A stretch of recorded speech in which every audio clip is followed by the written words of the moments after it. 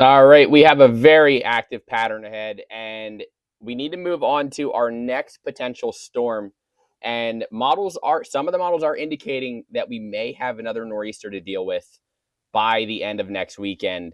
And let's take a look at what some of the models are showing. I'm going to try to keep this video nice and short.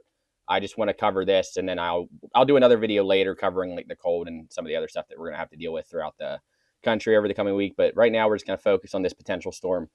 This is the European. The European does take this storm up the coast here, just like this. And this would be a classic nor'easter for the I-95 corridor and parts and kind of inland too. But it would be a classic nor'easter for the I-95 corridor. I mean, Philadelphia all the way to Washington, D.C., up into Boston. I mean, you're getting loads of snow if this verifies. And I'll show you what the upper air looks like because, I mean, you have to look at the upper air, and it's going to be a very close call regardless. But here is your northern piece. This is going to steer the storm. This is going to dig southwards, and I'll show you here. But then you're also going to have this southern stream energy. Let me back this up a little bit. So you have this energy coming in, and you're going to have this southern stream energy feeding into this piece right here. And then this is going to steer the storm. And right now it's positively tilted, and the flow is out of the southwest. And it's in a good spot if you want the storm to ride up the coast, which is what you want for a nor'easter. And that's what it does. I mean, it sets it up over here. The trough axis is over the Ohio Valley region, and the storm is right over in here. And this is the piece of energy that's going to bring the storm. And with the flow out of the southwest, it guides it right up the coast, just like this. And let's look at the surface one last time here for the Euro. And look at that. You get a nor'easter. I mean, we're talking 984 millibar pressure right here. This would drop loads of snow if this verifies. Euro AI, it says the same thing. Let's look at the upper air. I want to show you what the upper air looks like first, and then we'll move to the surface. So here's that northern piece. Here's the piece that's going to bring the storm. It feeds into the northern piece. And look at this. It gets out ahead of the northern piece, and you get a negative tilt, negatively tilted. So you're going to get all that precipitation to be driven backwards into the cold air along the coast. And let's look at the surface. And the Euro and the Euro AI did a very, very good job with modeling this past storm. So that's why I'm making this video, because I do see the potential with how well they modeled this last storm, especially the Euro AI. The Euro AI was very good, very on top of it, very early on. So that's why I do see a potential that we might have another storm on our hands, but it's going to be a very close call. But look at this. Now, unfortunately, it doesn't show the blue colors for snow, but look how far the 540 line is over here. So look at this.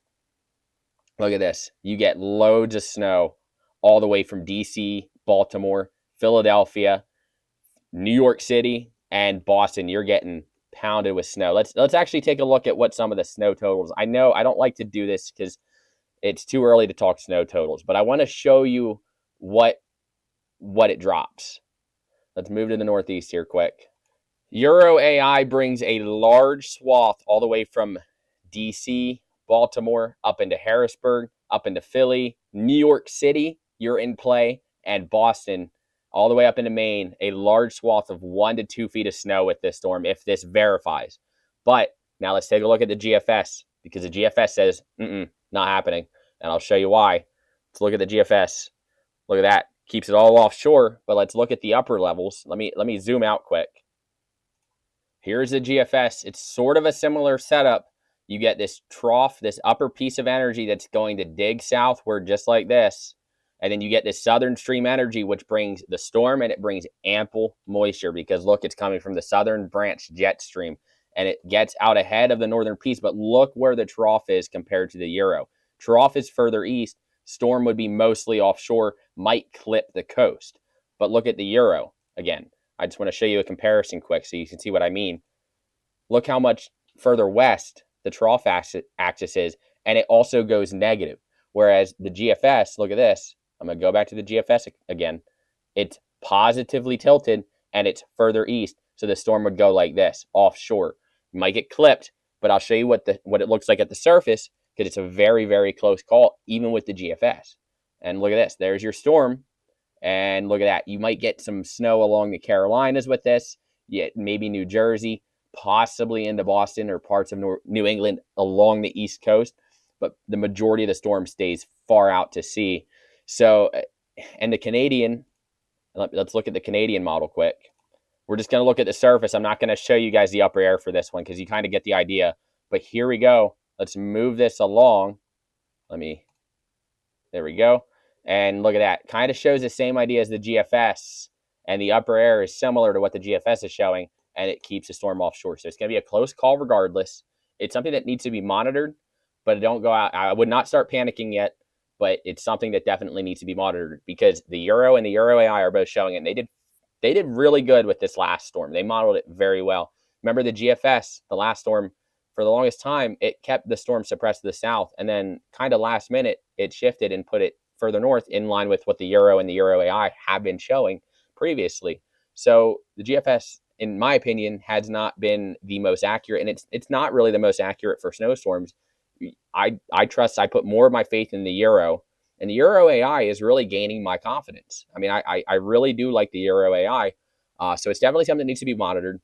I will keep you guys updated throughout the week. So stay tuned. Make sure to drop a like and subscribe. Thank you guys for watching. Hope you guys enjoyed.